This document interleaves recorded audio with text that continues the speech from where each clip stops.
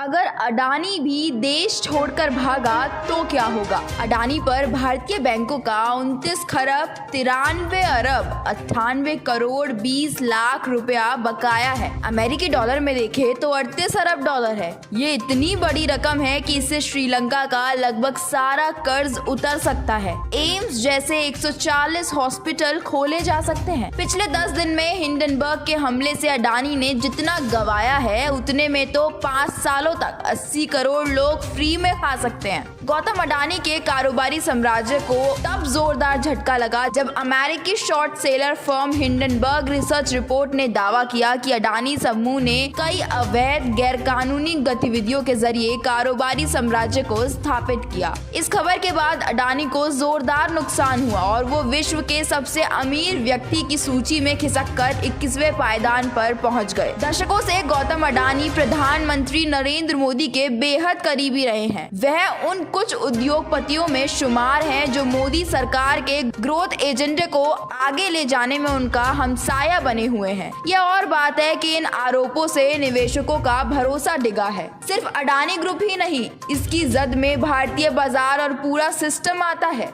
Hindenburg की report के दावे की जांच होनी बाकी है, लेकिन पहले ही इसने बहुत बड़ा नुकसान कर दिया है। सबसे बड़ा नुकसान विश्वसनीयता का हुआ है। वैसे तो अडानी की इनकम हर 2 साल में डबल हो रही है, लेकिन सोचिए कि अगर नीरव मोदी और विजय माल्या की तरह अडानी भी देश से भागा तो लेमन ब्रदर्स की तरह भारत के बैंक धराशायी हो जाएंगे। लेमन ब्रदर्स के डूबने के चांसेस भारतीय बैंकों से कई गुना कम थे और भारतीय बैंकों को डुबाने के लिए अडानी जैसी एक ही तोप काफी है। वैसे विजय माल्या, नीरव मोदी, मेहुल चोकसी भी कम तोप नहीं थे। आज सभी भगोड़े हैं। खैर, शून्य से शिखर तक गौतम अडानी की यात्रा हैरत अंगेज है। तो अब अडानी ग्रुप के शिखर से नीचे लुढ़कने की यात्रा ने सबको चौंका दिया है। शेयर मार्केट में अडानी ग्रुप के शेयर हर दिन नीचे गिर रहे हैं। विदेश की नामी फाइनेंस एजेंसियां अडानी ग्रुप के बॉन्ड को लेकर वार्निंग जारी कर रही है। सवाल यही है कि क्या बाजार में मिल रहे झटकों से गौतम अडानी अपनी कंपनी की गिरती साख बचा पाएंगे या फिर हर नया दिन एक नई चुनौती लेकर आएगा। कांग्रेस का इल्जाम है कि गौतम अडानी ने देश का सबसे बड़ा कॉर्पोरेट फ्रॉड किया है।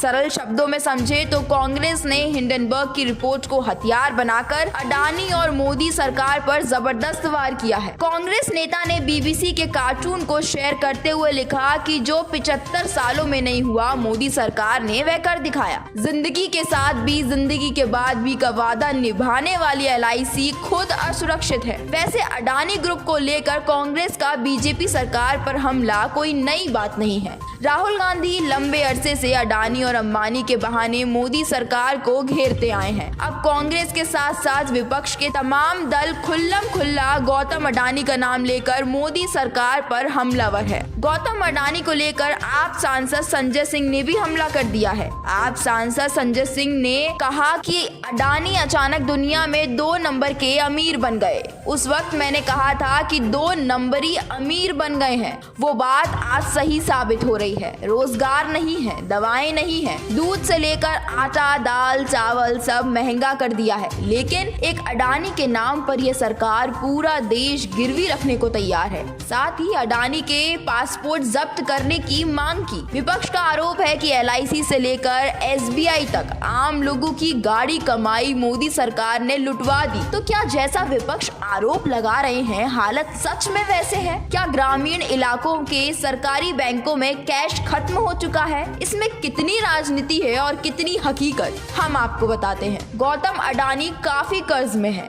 जिसे उन्होंने भारतीय बैंकों से लिया है। गौतम अडानी ने देश की सबसे बड़ी bank state bank of India से $2.6 बिलियन यानी 21,000 करोड़ रुपए का कर्ज लिया है। SBI की तरह पंजाब नेशनल बैंक ने अडानी समूह को करीब 7,000 करोड़ रुपए का कर्ज दिया है। ऐसे में लोग सवाल कर रहे हैं कि क्या गौतम अडानी भी नीरव मोदी और विजय माल्या की राह पर चल निकले हैं। विजय माल्या की बात करें तो 2017 में उसने 17 बैंकों से करीब 9,000 करोड़ रुपए कर्ज लिया था।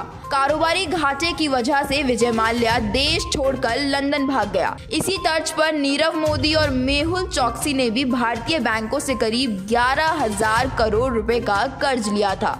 इन दोनों कारोबारियों के कर्ज ना चुकाने पर एसबीआई के नेतृत्व में उनकी संपत्ति की नीलामी करके रिकवरी की गई। एसबीआई चेयरमैन दिनेश कुमार खारा ने कहा कि घबराने की जरूरत नहीं है क्योंकि अडानी समूह की कंपनियां कर्ज चुका रही हैं। लेकिन हकीकत यही है कि हिंडनबर्ग की रिपोर्ट आने के बाद अडानी समूह के शेयर को $100 बिलियन से ज्यादा का नुकसान हुआ है। ये तो सब जानते हैं कि अडानी ग्रुप भारतीय बुनियाद का हिस्सा है। ग्रुप का निवेश तमाम इंफ्रास्ट्रक्चर प्रोजेक्टों में है। इसमें एयरपोर्ट, बंदरगाह, पावर प्लांट इत्यादि शामिल है। लगातार ये ग्रुप नए क्षेत्रों में अपने पंख पसारने को फड़फड़ा रहा है। उसके पास वह एक्सपर्टाइज और एग्जीक्यूशन की ताकत है जो शायद सरकारी मशीनरी के पास नहीं है। अमेरिका की छोटी सी कंपनी की रिपोर्ट ने विशालकाय अडानी ग्रुप को लेकर शक पैदा कर दिया है। अपनी 100 पेज की रिपोर्ट से हिंडनबर्ग ने निवेशकों का भरोसा हिला दिया है। अडानी ग्रुप के शेयरों की पिटाई इसका सबूत है। यह बात सिर्फ अडानी ग्रुप तक ही सीमित नहीं है। देश की रेगुलेटरी फ्रेमवर्क भी शक के घेरे में आ गया है। विदेशी निवेशकों के मन में ढेरों सवाल है और आज करोड़ों लोग डरे हुए हैं। चिंता के बादल उनके सर पर मंडरा रहे हैं क्योंकि जनता की गाड़ी कमाई का पैसा